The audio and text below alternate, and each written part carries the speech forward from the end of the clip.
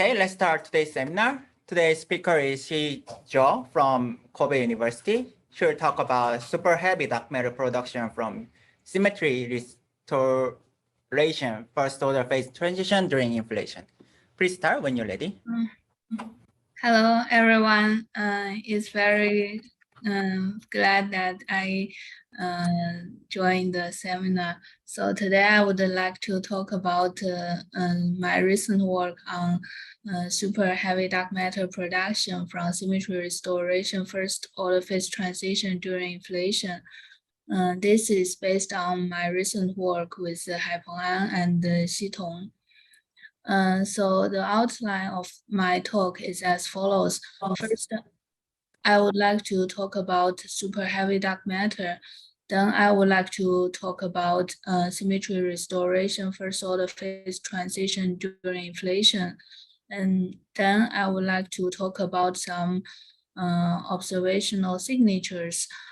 For example, the stochastic gravitational wave background. I will give a conclusion and outlook in the end. So first of all, I would like to talk about dark matter. So most of the matter in our universe is made of dark matter. They are called dark matter because they do not interact with the electromagnetic field. However, this dark matter have huge influence on cosmology and large-scale structure. We can only know its existence through its gravitational effects. For example, in lambda CDM cosmology, 68.3% of the energy of the universe is dark energy. 26.8% of the universe is from dark matter, and 4.9% of the energy density of our universe is made from ordinary matter. And there are many dark matter candidates, and they have wide range of masses and cross sections. However, the nature of dark matter and its production mechanisms remains unknown. For example, whether these dark matters are particle dark matter or wave dark matter are unknown. And the most popular dark matter model is the weakly interacting massive particle. And these WIMPs are produced from the early universe through the freeze-out mechanism. So in the early time, the early universe was in a local thermal equilibrium. So at this stage, the dark matter are strongly interacting with each other, and the interaction rate is much larger than the Hubble rate, and they are strongly coupled with the plasma. However, during expansion, because the universe expanding, and the rate of the universe, the rate of expansion of the universe become larger than the rate of interaction of particles.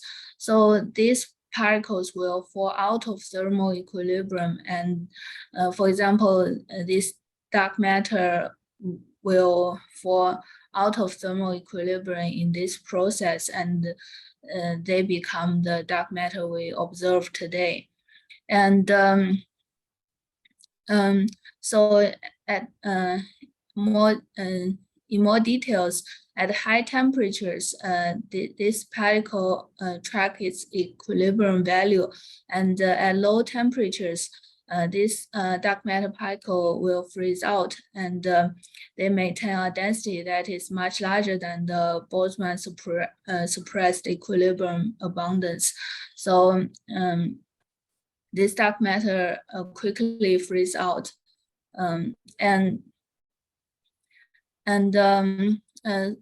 because the cross section is inverse proportional to the mass square, so and the relic abundance is proportional to 1/m Planck times sigma 0.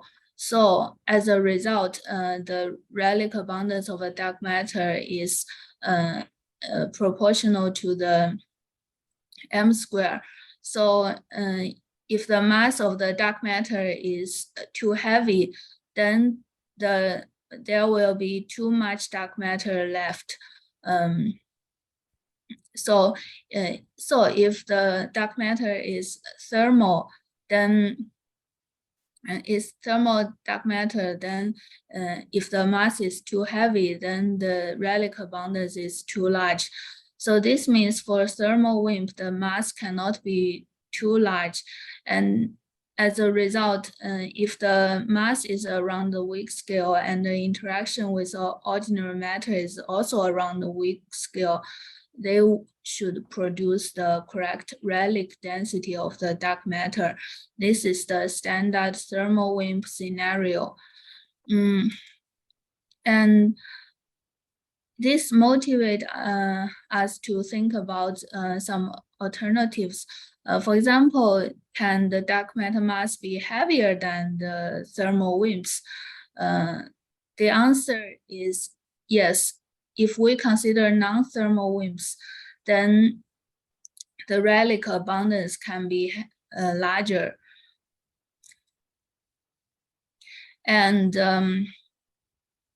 for example, we can consider one particular class of dark matter. This kind of dark matter is called WIMP-Zilla. And the typical mass of this WIMP-Zilla can be as high as 10 to the 12 or 10 to the 16 GeV. And they are produced very early in the universe. So there are several mechanisms that this kind of super heavy dark matter can be produced. They can either produced during inflation from vacuum, or they can be produced at inflation to matter-dominated or radiation-dominated era. And if the mass of the super heavy dark matter is much smaller than Hubble, then the number density is will be proportional to Hubble. And if the mass of the super heavy dark matter is much larger than Hubble, then the number density is in general exponentially suppressed if the mass of the super heavy dark matter is very large. So we can see here, if the mass of the super heavy dark matter is very large, then the number density of the dark matter produced is exponentially suppressed. And for this kind of super heavy dark matter, the mechanism is, the production mechanism is different from the thermal WIMPs. They are produced through the freeze-in mechanism. So at the early stage of the universe, they are not in thermal equilibrium with the rest of the plasma of the universe, and they are produced and then they are they become the dark matter relic. This is different from the thermal WIMP. And there are two properties that they should satisfy. The first property is that it should be stable. That means that it should have a lifetime much greater than the age of the universe, so that it cannot decay. Because if it decays, then there are smaller amount of the dark matter, and they should be non-thermal, because and they must not be in thermal equilibrium when it freezes out. So this is different from the thermal WIMPs. And so now I will illustrate why in general we expect exponential suppression of the super heavy dark matter if they are produced during inflation from vacuum. So first we consider the action of this of the super heavy dark matter of this form, and we can derive the equation of motion and do a quantization. And then from the Bogoliubov transformation, we can know that the number of the dark matter particle produced is exponentially suppressed if the mass of the super heavy dark matter is very large compared with the Hubble. And then we have several questions. The first question is there a more efficient super heavy dark matter production mechanism during inflation? The answer is yes. So we can produce more dark matter by symmetry restoration, first order phase transition during inflation. And during this process, enough super heavy dark matter can be produced from the large latent heat during the first order phase transition. And now I will talk about the details of the symmetry restoration first order phase transition during inflation. And on the right hand side, you can see the inflation potential. So this phi denotes the inflaton direction, and this sigma denotes the super heavy dark matter direction. And during inflation, because this is the shape of the inflaton potential, and the inflation begins from the purple arrow denoted here, and then after a while, we can see here this sigma field is in a symmetry-broken phase, and the inflaton is located here, and then the inflaton rolls down along this line, and at here it occurs the symmetry restoration first order phase transition. So the sigma field vacuum will tunnel from here to here, and then because the first order phase transition happens here, and then the bubbles are produced, and then when the bubble are produced, and they will grow, and when they collide into each other, they will generate gravitational waves. And at this stage, the dark matter is produced, and they are relativistic. And after a while, because of the expansion of the universe, the temperature cools down, and the dark matter becomes non-relativistic. And when at this green arrow here, the inflation ends, and this is the symmetry restoration phase occurs here. And so I will go in more details of how this first order symmetry restoration first order phase transition happens. So during inflation, this inflaton field typically travels large distance in field space. So delta phi is proportional to NE square root of epsilon times MPL. And this large change of the inflaton value will induce the change in the effective potential in the sigma sector. So if the phi field goes from very large value to very small value, then this mu effective will go from the minus sign to a plus sign. So then this V will go from a symmetry-broken potential shape to a symmetry restoration shape. So that is how the inflaton dynamics will trigger the symmetry restoration first order phase transition in the sigma field sector through the interaction between the inflaton sector and the spectator sector. And I would go in more details about the first order phase transition. So the typical mass scale of the sigma field is m sigma. So the tunnel rate per physical volume will be of order m sigma 4 to the e to the minus s4. And s4 is the classical action of the bound solution. And then we can define a parameter beta, which describes how fast the phase transition happens. For example, this beta is equals to ds over dt. So if the beta is large, that means the phase transition happens very fast. If the beta is small, that means that the phase transition happens very slowly.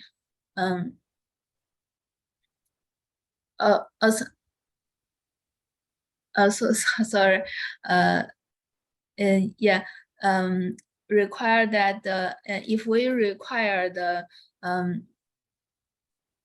phase transition happens sufficiently fast, so that the inflation cannot tear the bubbles apart, and this condition will have this condition will be translated to this condition that the m sigma should be much larger than beta.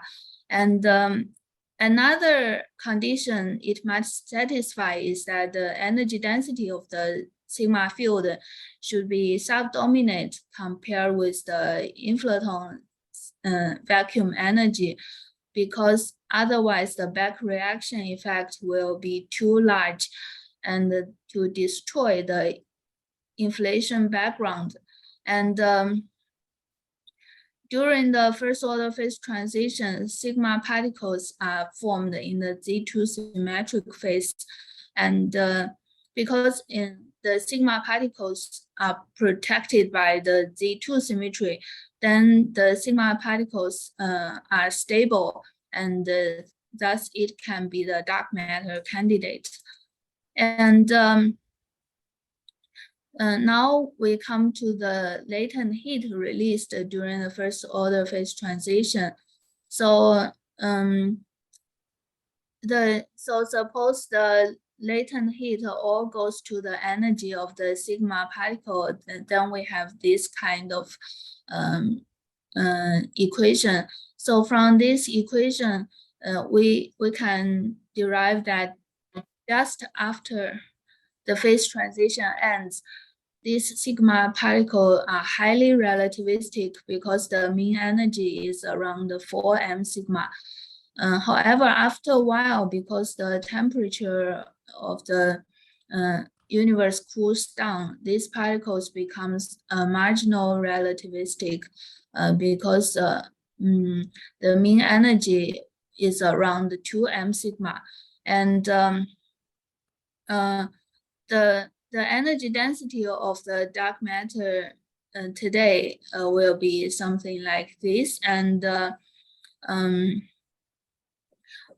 we can, if we choose the typical parameter choice, for example, Hubble equals to 10 to the 12 GeV, and the E40 number from end inflation to today, we choose to be 65.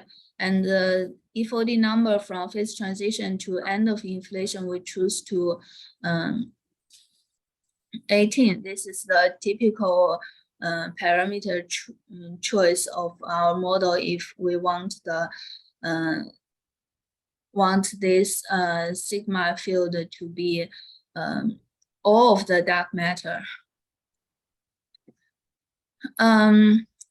However, because of the dark matter self-interaction and the dark matter interaction with the inflaton field, this particle number of the dark matter may decrease Now we have several channels that is dark matter particle decrease. For example, one channel is the 4-to-2 process of the sigma particle. Another channel is the 3 sigma decays to sigma phi, and another channel is 2 sigma decays to 2 phi. And we can see here that if we denote y sigma as the reduction, defined as this, this means that how much proportion of the dark matter decrease compared with the number density that when it is produced. So this y will satisfy this kind of Boltzmann equation. And there are 3 terms here. The first term corresponds to 4-to-2 process of the sigma particle.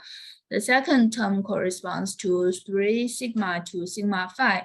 And the third term corresponds to 2 sigma to 2 phi. And the first term have the most dominant contribution because it is not suppressed by the M Planck. Because usually this sigma, the interaction between sigma and phi are suppressed by M Planck. Now, so we can see that because the dark matter decay is protected by global Z2 symmetry while symmetry restoration first order phase transition, then we want to ask question, what about the symmetry broken first order phase transition? Can they produce enough dark matter particle which can be left after inflation? So the answer is that as long as there are some symmetry left, there will be enough dark matter left after the phase transition. Now I will go to the observational signatures. The main observation signature we consider here is the stochastic gravitational wave. So the question is, why do we want to study the gravitational wave signal? So it is because the universe is transparent to the gravitational wave. So this kind of gravitational wave will give us information about the early universe that the electromagnetic wave cannot give. And so another question is, what is a stochastic gravitational wave background? So the stochastic gravitational wave backgrounds are created by superposition of large number of independent sources everywhere in the universe. And it is analogous to the cosmic microwave background.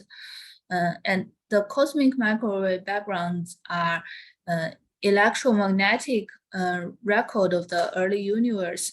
And this kind of stochastic background of gravitational wave is different from the transient gravitational wave or continuous periodic gravitational wave coming from the pulsars. And these are sources sending gravitational wave from specific locations in the sky. However, the stochastic gravitational wave background is the gravitational wave background coming from all directions. There are many experiments which can help us detect this kind of stochastic gravitational wave background. In a very low frequency, we have the B mode, which can give us information about the stochastic gravitational wave background. And in the low frequency, we have pulsar timing array. And in the middle frequency, we have LISA.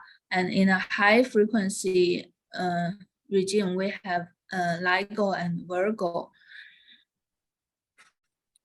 So now I will discuss some sources that can generate the gravitational wave background.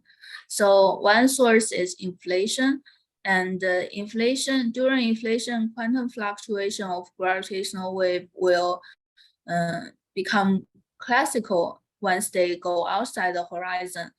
And another possible source is the cosmic string.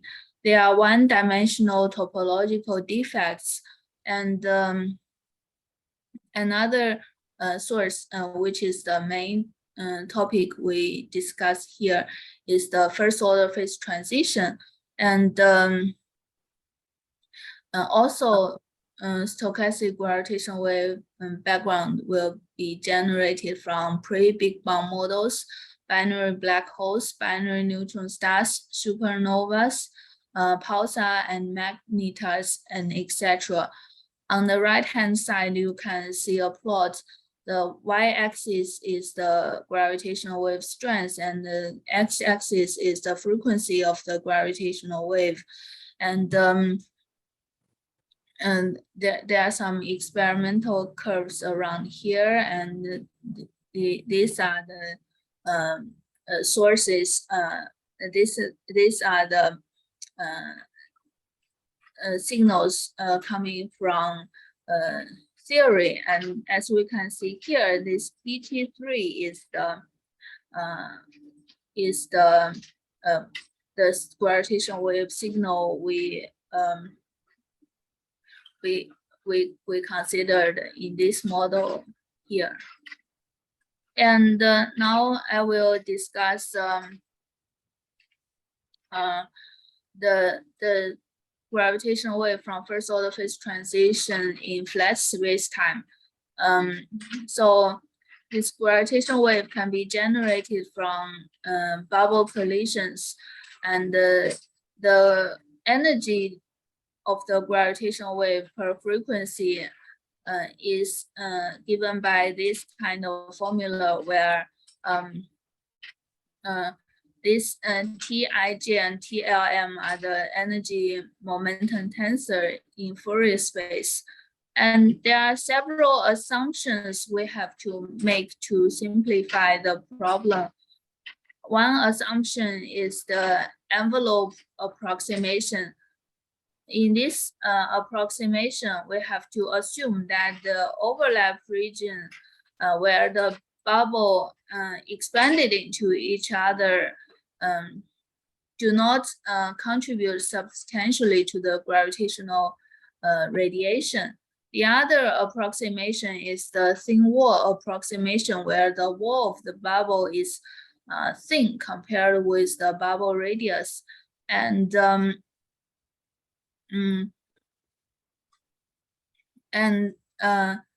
here the answer is here, and this answer is proportional to kappa, and kappa is how much the energy density is transformed into kinetic energy of the bulk fluid instead of the reheating the plasma inside the bubble. And these are the final results of the gravitational wave as a function of the frequency here. And this parameter alpha is rho vacuum over rho radiation. During inflation, it is mainly vacuum bubbles, so alpha should be infinity. So this is the gravitational wave spectrum in flat space. And on the left-hand side, you can see here the IR spectrum scales as F cube, and the UV spectrum decrease as f to the minus 1.8. And this result is given by Arthur Kosowski and Michael Turner. They consider gravitational wave emitted from collision of two bubbles. And on the right-hand side, you can see the gravitational wave signal in flat space produced by more bubbles. Here, the IR spectrum rises as f cubed and the UV spectrum decreases as f to the minus 1. And now we can consider gravitational wave from first order phase transition during inflation. The idea stems from old inflation proposed by Alan Guth, where inflation is achieved in a local minimum of the inflaton potential, and the inflation occurs here, and the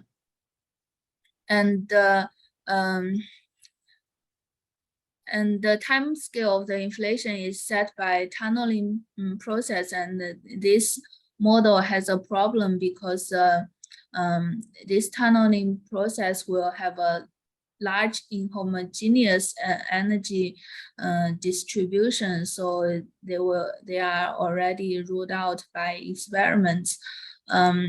However, this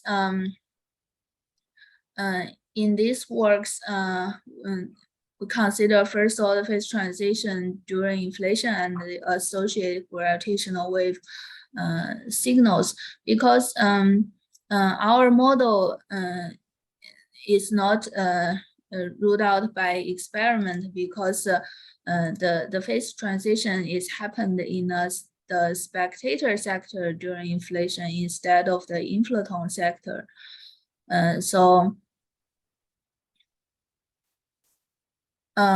Now I will explain how this gravitational wave propagates in space-time. So the equation motion of the transverse and the traceless gravitational perturbation looks like this, and the geometry is the FRW metric.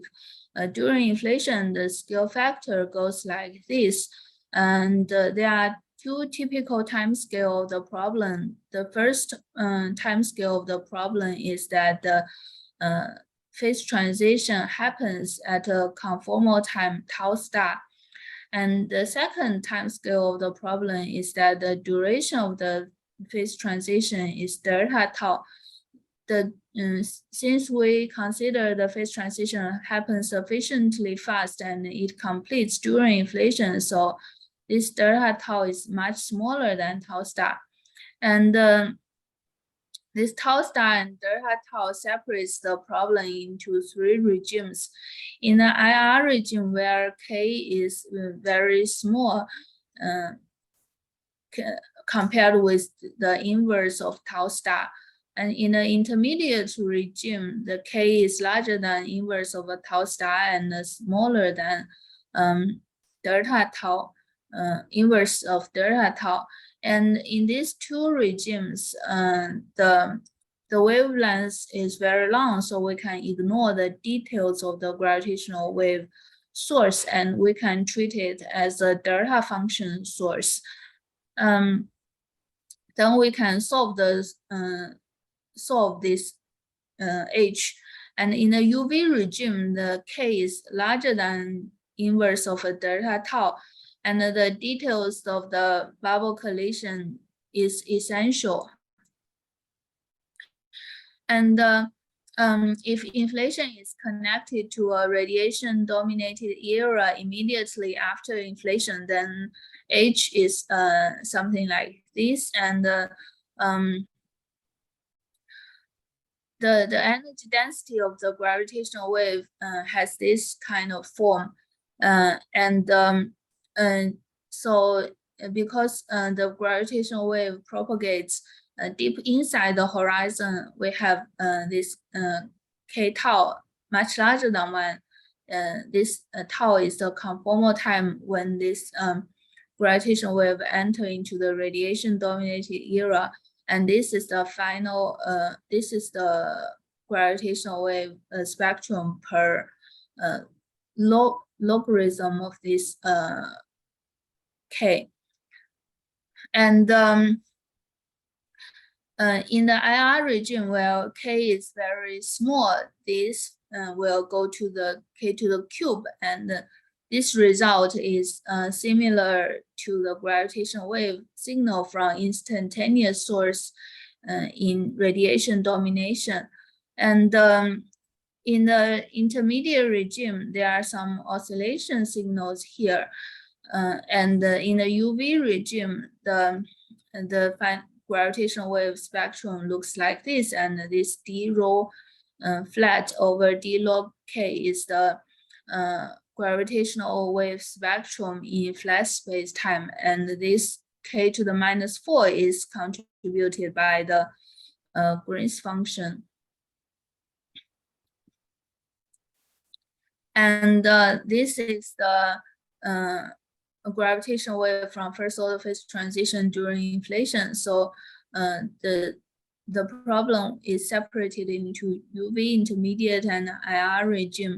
And in the IR regime, the wavelength is very long, and then the gravitational wave are produced outside the horizon and immediately freeze and then go inside the horizon.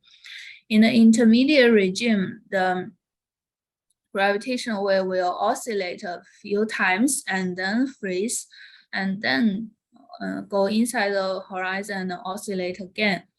In the UV regime, these gravitational waves will oscillate a few times and then go inside the horizon.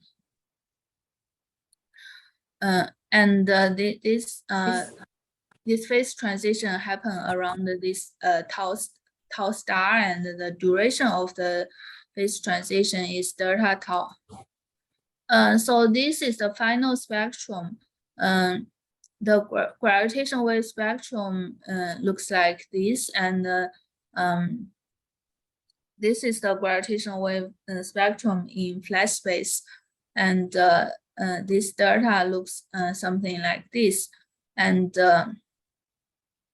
this is the gravitational wave frequency, and the gravitational wave frequency today, it will be redshift compared with the gravitational wave frequency at the production time, and the redshift factor is like e to the minus npt minus n today, where this NPT is the e-folding number from the phase transition to the end of inflation, and N today is the e-folding number from today, from the end of inflation to today.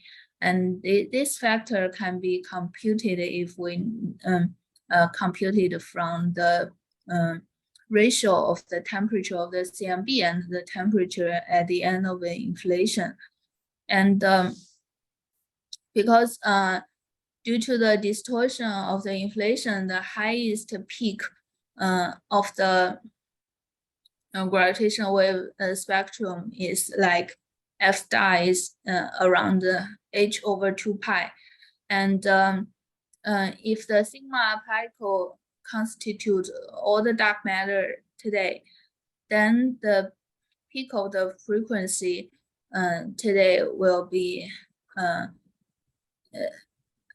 something like this.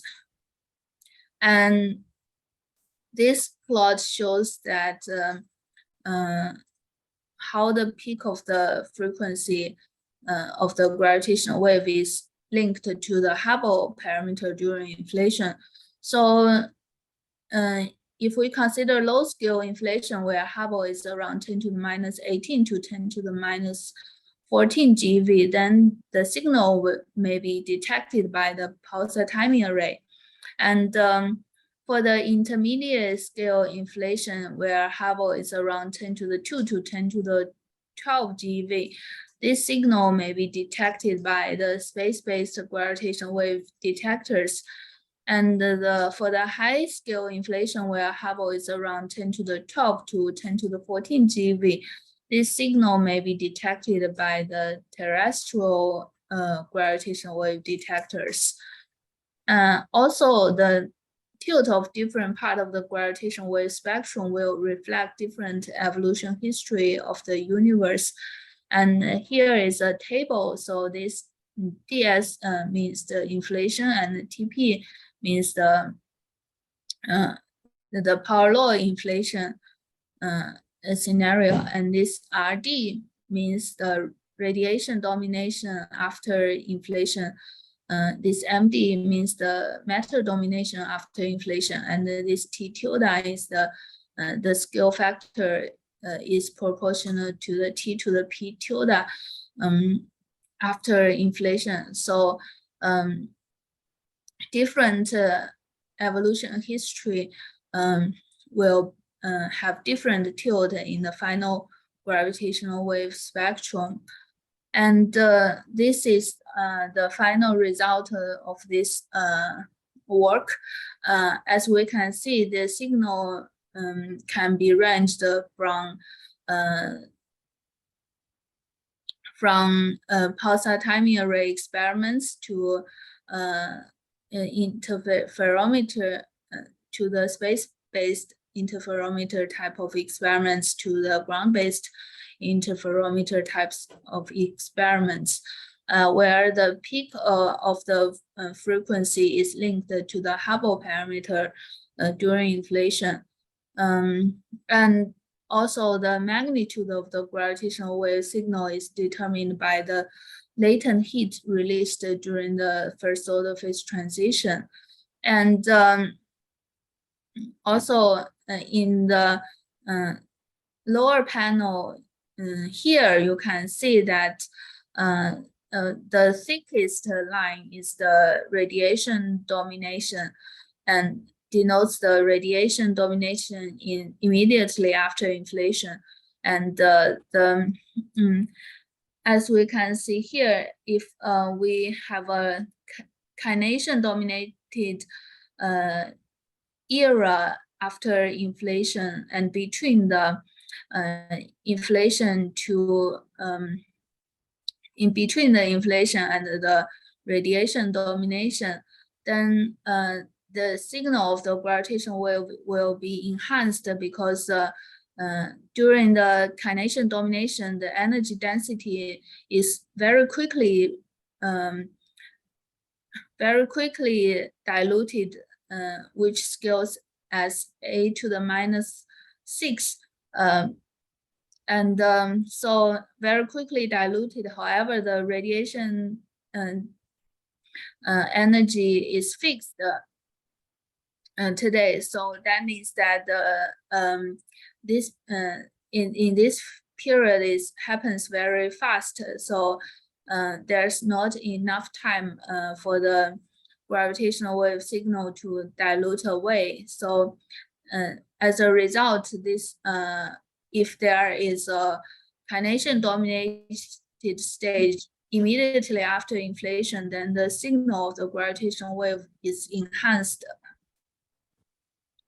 And we have also some preliminary result of the associated scalar power spectrum of our model, and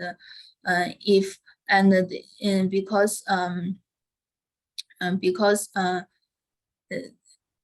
there's large enhancement also on the scalar perturbation, and they will collapse into primordial black hole, and which will also make a very small proportion of the dark matter. And now I will give a conclusion and outlook. So dark matter can be heavy, and this super heavy dark matter production rate is generically very small, and we propose a mechanism to produce enough super heavy dark matter during inflation via the symmetry restoration first order phase transition. And then we study the complementary gravitational wave signals, and also we found large enhancement in the primordial power spectrum, and we have also discussed the associated primordial black hole mass function. And thank you very much.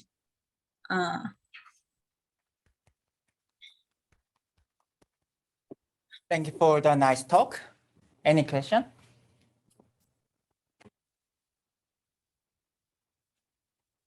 Okay, I have a question. So could you please more mention about the power spectrum of the scalar perturbation? Oh, Yeah. yes. Yeah, because during first order phase transition, during inflation, there's a very large inhomogeneity in the space-time caused by the sigma field. So, because the sigma field is coupled to the inflaton, and this inhomogeneity will transfer to the large inhomogeneity also in the inflaton field, and as a result, we have a large enhancement in the primordial curvature perturbation as well. So in observation viewpoint, it's kind of eric or very small. So Yes, ambiguity. Because if the first order phase transition happen at the first few efforts during inflation, then the available parameter region will be very small because it is constrained by the Planck observation. However, if the first order phase transition happen at a later stage of inflation, then at here there are not much observational constraints, so we can have a very large enhancement in the primordial curvature perturbation. Okay. And I have one more question. So you have the lambda, cutoff scale lambda, right, in your model of for the sigma to 6 interaction. There is no any dependence on that lambda.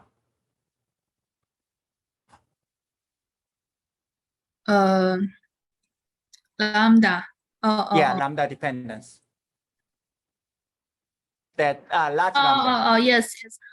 Because here, if we consider this one, then the process it will be sigma to sigma. Then this process, the number of the sigma particle is conserved. Okay. And it does not decrease.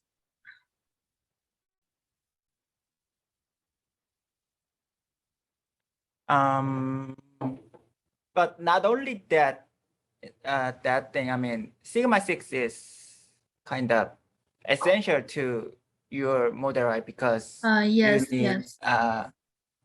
kind of this kind of potential.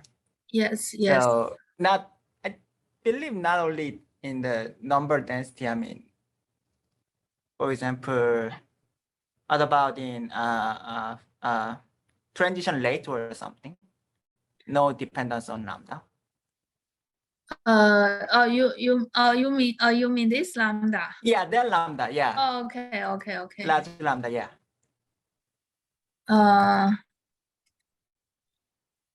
A capital lambda, sorry, capital lambda. Oh, yes. The dependence is observed in this coefficient C here, and as you can see here, if the C is so if the C is large, then the reduction rate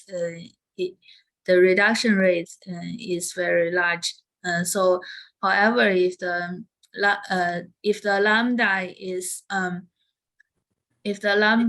large, then the C is small. So then there will be more dark matter left. Sorry. Small lambda means large dark matter. And large lambda, sorry. Large lambda large lambda means small c. Small c, okay. And then there will be more dark matter left because the annihilation rate is small. I see. So it only related to the decay rate, not on the kind of transition rate of your phase transition or something. You mean whether this lambda will have effect on the phase transition rate? So the phase transition rate is mainly proportional to this m sigma, and this m sigma is it is mostly determined by this mu effective here. Yeah, of course, they may have some influence. Yeah, but the main influence is this mu effective factor here.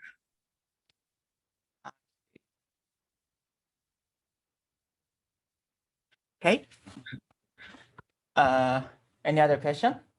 Yes, regarding your question, I mean, if we have sigma 4 term in the Lagrangian, we can always draw this 4 into 2 process, right, in the next slide. Can you please go to the next slide? Can you hear properly? Sorry.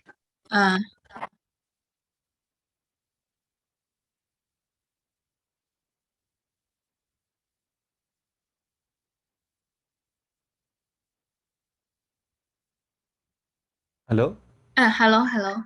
Hi, can you go to the next slide? Yes. Where you have shown this number changing processes. 6 going, 4 going to 2 and... Maybe next slide. Yeah. Right.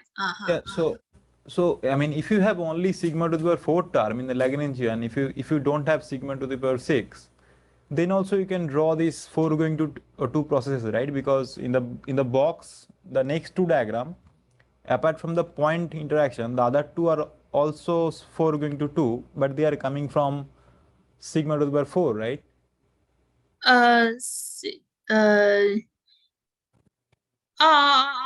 You mean if there's no lambda sigma 6 term, we can also have this dark matter reduction. Yes. Yes, I think you are right. Yeah. Yeah, I mean, so my question is like, why we need, I mean, you need this sigma to the power 6 term then. If you can do the same thing with sigma to the power 4.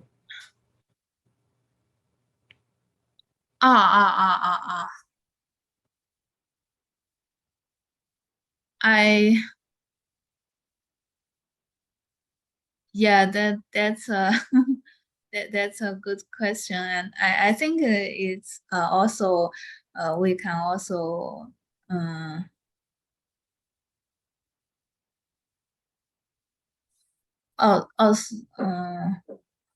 let me see. To have a potential base. Yeah. Sorry. Okay. I think if Yeah, so it has nothing to do with annihilation of dark matter. sorry, if we have a sigma 4, then the potential looks like this, and then the first phase transition so the potential will come from here and here and here. I think maybe there's then phase transition will happen. Yeah, because I'm not sure whether there will be 3 minimums here if sigma 4. Because you need a tunnel.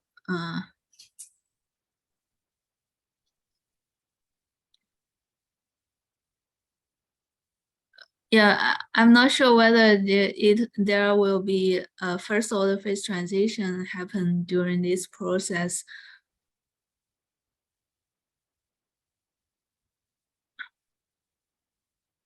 Okay. Okay. Mm. Other question? So let me ask one question, please. Mm-mm. So yeah, in your potential, you have minus c squared, phi squared, sigma squared term, right? Yes, yes. So it seems to give us the runaway potential. It has negative sign. So Runaway potential. So wouldn't it be a problem? You mean what do you mean by When you have a V potential has negative phi square, c square. I think how will it run away? Could you be I more mean, if that explicit? term dominates Uh-huh. for large field value, potential becomes You mean if the influence starts from here, then it run away like this? I mean, theoretically and from the potential shape, we know that. I mean, if since you have a negative term, so there is a there must be one runaway direction. Of course, the potential well is very. I mean, this runaway well, I mean, how it's called. I mean, it's very separated. It wouldn't be a problem, but generically, in some direction, we have a large negative in the potential. I think because I think it is because this the potential is consisted of two parts. One part is the slow roll potential of this phi, and the other part is this v phi, and this slow roll potential of the phi is actually the dominant one during inflation. Okay. So that may. Let me see. And this one is subdominant because we want to not destroy the inflation. So slow roll potential. So you can assume what? Yeah. Okay. Yeah. Maybe. Okay. Yeah. Thank you. You can just count the inflation like m square, phi square. Then not here. Sigma goes here then.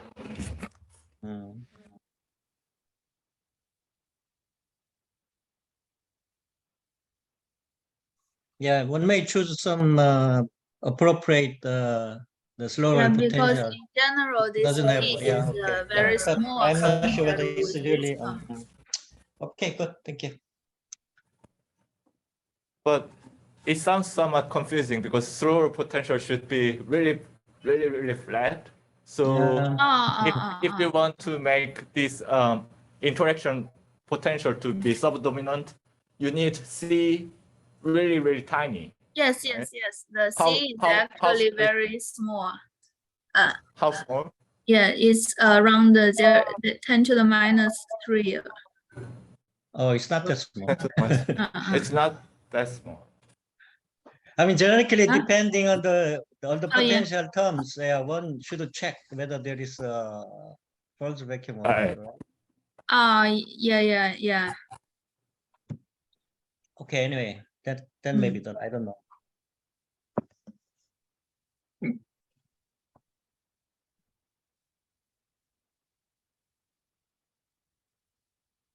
Other questions? If not, let's thank speaker again. Thank you very much for the nice talk. Thank you very much for your questions, and